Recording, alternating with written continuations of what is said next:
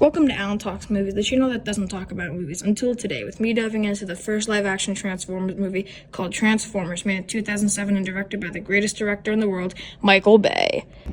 Now, Transformers '07 is an interesting movie because it brought many people into Transformers that only kind of knew who Optimus and Megatron were, but never really got into any of the shows or toys.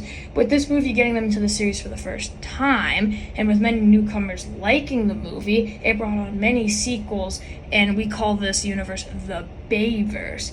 And it was also hated by many G1 fans who liked the G1 show, with them complaining about the designs, voice actors, and the jokes.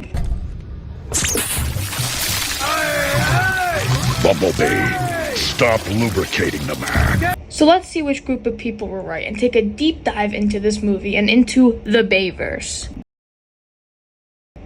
Let's set the stage for this movie, shall we? Transformers began as a TV show in the 80s, then died, then had a revival in the 90s with Beast Wars, which also died, and then had Transformers Armada and Energon, with one being better than the other. Now, at the time before this movie, Transformers were doing okay, but not the best, and they needed a hit to get more newcomers, which is where this movie comes in, which actually did succeed in bringing newcomers into the franchise.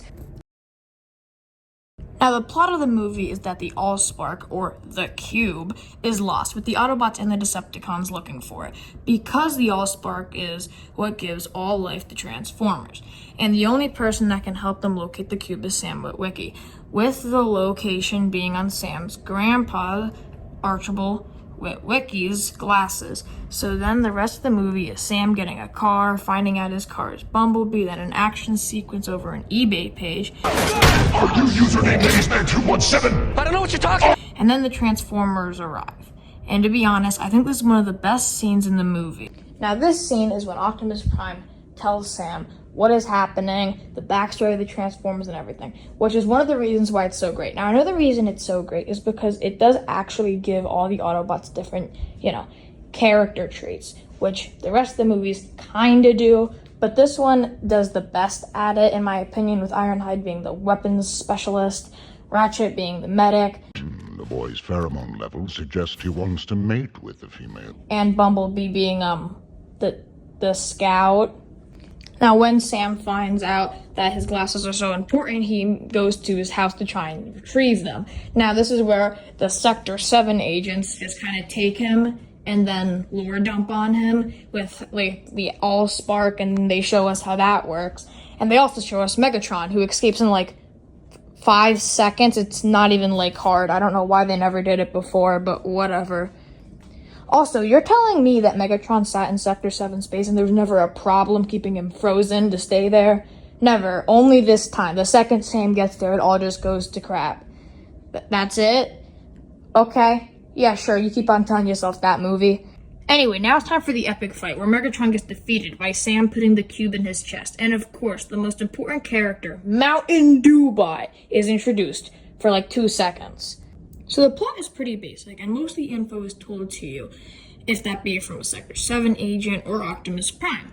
Now, when I say basic, I don't see that as an insult. Most people are just seeing this movie for big robot fights, so it doesn't really need a big, complicated plot, and believe me, for this to later on in the series, I'm just happy that it's simple and easy to understand, which I wish I could say about the other movies. Also, one thing I just found funny is how Optimus is laying there 2 feet from Megatron, and he's like, Sam, you must kill me with the cube. And he couldn't put the pieces together that they could have just killed Megatron with the cube. So the human characters. The characters that everyone is here to see. The main human characters are Sam and Michaela, with other human characters being the President, a bunch of military soldiers, Sam's parents, and Sector 7 agent. With all those characters not being the focus, I'm not going to really talk about them, and I will focus mainly on Sam and Michaela instead. Now, Sam and Michaela are just your typical romance, where Sam's a loser who has one friend who he ditches for Michaela and then replaces with Bumblebee. Maybe that's why he's not in the second movie. Anyway, and then Michaela is the girl that Sam could never get with, but we all know he's going to end up getting with her by the end of the movie, because it's a movie. Personally, I think that the humans are handled well in the movie, with them feeling like they actually have a reason to be in the plot. Nothing else to say other than, why is every character so damn weird in the movie? And the answer to that question is Michael Bay.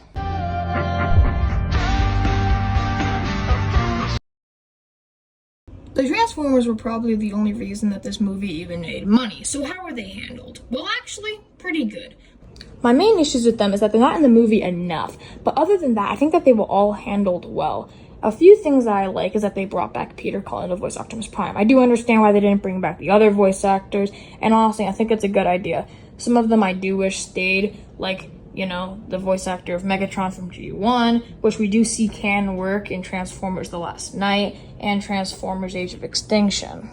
Now, another thing that they changed for these movies were the designs. Now, there was a few attempts at making them look more G1 and blocky, but in the end, we got these designs, which I personally really like. Now, a lot of people didn't like them, especially since some of them weren't even the right color, and I could definitely understand that. But at the same time, if Starscream turned into, like, you know, a blue, red, and white jet, it's not going to be that hard to, like, figure out which one. So I do understand why it couldn't really work. Now, there's nothing that made fans more mad than those hot rod flames on Optimus Prime. And there actually is a reason for that. Now, if Michael Bay knows how to shoot anything, it's cars. And apparently, there's nothing harder to shoot on cameras when this movie was being made than red paint on cars. So the hot rod flames were there to help catch his alt mode on camera and keep his red and blue appearance. And to be honest, it doesn't really bother me that much, and I didn't even know it bothered people until I began doing research for this video. Now, this is also the reason why Ironhide is black instead of red. Bumblebee's voice is a weird topic about this movie. Because before this movie, Bumblebee never lost his voice. So, I'm not really sure why Michael Bay took it away. I tried to do some research. Apparently, it was like to give some kind of better connection with Sam or something. I don't really know. The point is, I don't know. I just thought I'd bring it up. I just think it's kind of weird. My opinion on it is, it's okay. I don't have a problem with it until we get, like, 7 movies later. And it's still a problem. It was not really a problem, but it's still a thing. And honestly, it's just annoying now. So if we could just stop that, please. 2 more things I wanted to bring up before the next section of the video is, number 1, R.I.P. Jazz. Why they gotta do him like that, seriously. And they were gonna make it even worse. Originally, Megatron was gonna eat his spark, which is basically the life force of a Transformer. So, yeah. That would have been interesting. Also, why is Starscream built like a Dorito?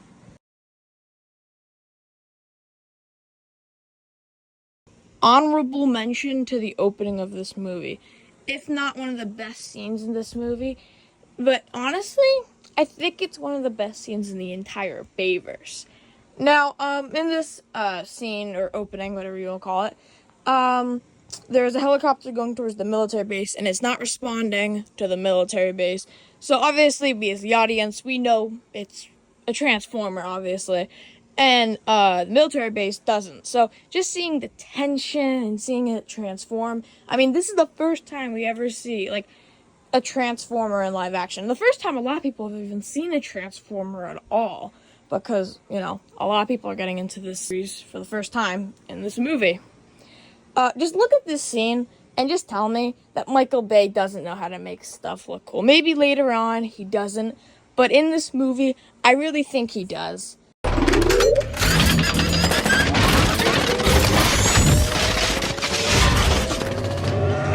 God.